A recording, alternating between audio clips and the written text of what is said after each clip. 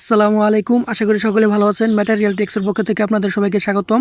আজকের ভিডিওতে দেখাবো কিভাবে আপনারা আপনাদের ফেসবুক প্রোফাইল কিংবা ফেসবুক পেজে স্টার সেটআপ করবেন এবং ব্যাংক অ্যাকাউন্ট অ্যাড করবেন। তো প্রথমে আপনার প্রোফাইলে চলে যাবেন। চলে যাওয়ার পর এখানে প্রফেশনাল ড্যাশবোর্ডে ক্লিক করে দিবেন। প্রফেশনাল ড্যাশবোর্ডে ক্লিক করার পর আপনারা দেখতে পারবেন যে আপনারা এখানে কন্টেন্ট যে স্টার সেটআপের অপশনটি আছে কিনা, এখানে স্টার সেটআপে থাকলে আপনারা সেটাকে ক্লিক করে দিবেন। তারপরে সাইন আপে ক্লিক করে দিবেন। তারপরে আপনাদেরকে ব্যাংক অ্যাকাউন্ট সেটআপের জন্য পরবর্তী পেজে নিয়ে যাবে। তো পরবর্তী পেজে নিয়ে যাওয়ার পর আপনাদের কীভাবে ব্যাংক অ্যাকাউন্টের ইনফরমেশনগুলো দেওয়া লাগবে সেটা দেওয়ার জন্য আপনারা সেটআপে পেমেন্ট অ্যাকাউন্ট এখানে ক্লিক করে দেবেন। মনিটাইজেশন স্ট্যাটাস দেখতে পাচ্ছেন যে এখানে your page is earning money, মানে আমার পেজটি আর্নিং মানি ইনকাম করতে পারবে। তো আপনারা নেক্সটে ক্লিক করে দেওয়ার পরে সেটআপে পেমেন্ট অ্যাকাউন্টে ক্লিক করার পর ওখানে আপনারা ফার্স্ট নেম দিবেন, তারপরে লাস্ট নেম দিবেন, তারপরে জন্ম তারিখ এবং কান্ট্রি সিলেক্ট করে দেবেন। এখানে বাংলাদেশ সিলেক্ট করা আছে অলরেডি। তো তারপরে নেক্সটে ক্লিক করে দেবেন। আপনাদের নাম দেওয়ার পরে নেক্সটে ক্লিক করে দেওয়ার পরে এখানে আবার এখানে কান্ট্রি সিলেক্ট করতে বলতে হচ্ছে। তারপরে এখানে দিবেন যে ইন্ডিভিজুয়াল সোলো প্রোপ্রাইটর, এটা দিবেন। এটা দেওয়ার পরে আপনারা নেক্সটে ক্লিক করে দিবেন। নেক্সটে ক্লিক করে দেওয়ার পর আপনাদেরকে ব্যাঙ্ক অ্যাকাউন্টের ইনফরমেশন দেওয়া লাগবে। তো এখানে আবারই দেখাচ্ছে যে আমার নাম, ফার্স্ট নেম, ব্যাঙ্ক অ্যাকাউন্টের তারপরে লাস্ট নেম দেওয়ার পরে এখানে আপনাদের প্রাইমারি অ্যাড্রেস দিতে হবে, যেটা আপনাদের মনে করেন যে আপনার গ্রাম, তারপরে পোস্ট অফিস, তারপরে থানা জেলা, ওইটা নাম দিবেন।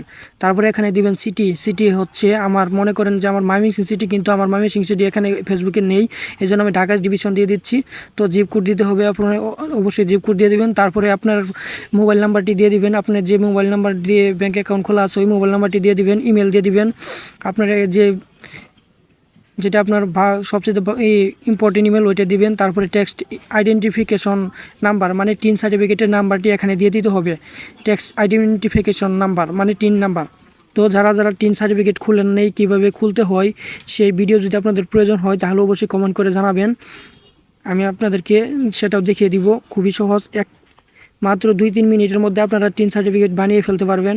তো ওটা যদি আপনাদের প্রয়োজন হয় তাহলে অবশ্যই আমাকে কমেন্ট করে জানাবেন। এই ধরনের একটা ভিডিও আমি আপনাদেরকে তৈরি করে দিব। আমি আমার টিন সার্টিফিকেটের টিন নাম্বারটি এখানে দিয়ে দিলাম। দিয়ে দেওয়ার পর নিচে যে অপশনাল নিচে দেখতে পাচ্ছেন যে এটা আছে, টেক্সট বক্স আছে, এটাকে ক্লিক করে দিবেন। তারপরে নেক্সটে ক্লিক করে দিবেন। নেক্সটে ক্লিক করে দেওয়ার পর আপনারা এখানে ম্যানুয়ালি লিঙ্ক ব্যাঙ্ক অ্যাকাউন্ট, এখানে ব্যাঙ্ক অ্যাকাউন্ট এড করতে বলতেছে।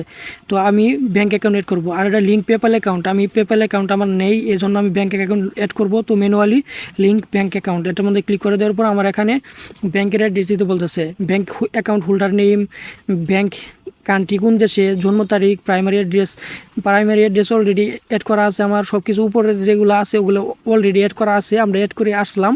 তারপরে এখানে সুইফট কোড দিতে হবে। সুইফট কোড বলতে ব্যাংকের যে একটা সুইফট কোড থাকে, আপনার যে এজেন্টের মাধ্যমে ব্যাংক খুলছেন, যে এজেন্ট মানে আপনার জেলার যে ব্যাংক আছে, ব্যাংকের মাধ্যমে যে খুলছেন, অ্যাকাউন্ট করছেন, ওখানে তাদের একটা সুইফট কোড আছে, ওইটা নিয়ে আসবেন। নিয়ে আসার পর এখানে দিয়ে দেবেন। আমার শেরপুর জেলার সুইফট কোডটি আমি এখানে বসাই দিলাম, শেরপুর জেলা ডাচ বাংলা ব্যাংকের সুইফট কোড। তারপরে আমি আমার ব্যাঙ্ক অ্যাকাউন্ট নাম্বারটি দিয়ে দিলাম। নাম্বার দেওয়ার পরে আবার কনফার্ম করে দিলাম, কনফার্ম ব্যাঙ্ক অ্যাকাউন্ট নাম্বার, এটা দেওয়ার পরে আমি কনফার্ম করে দিলাম।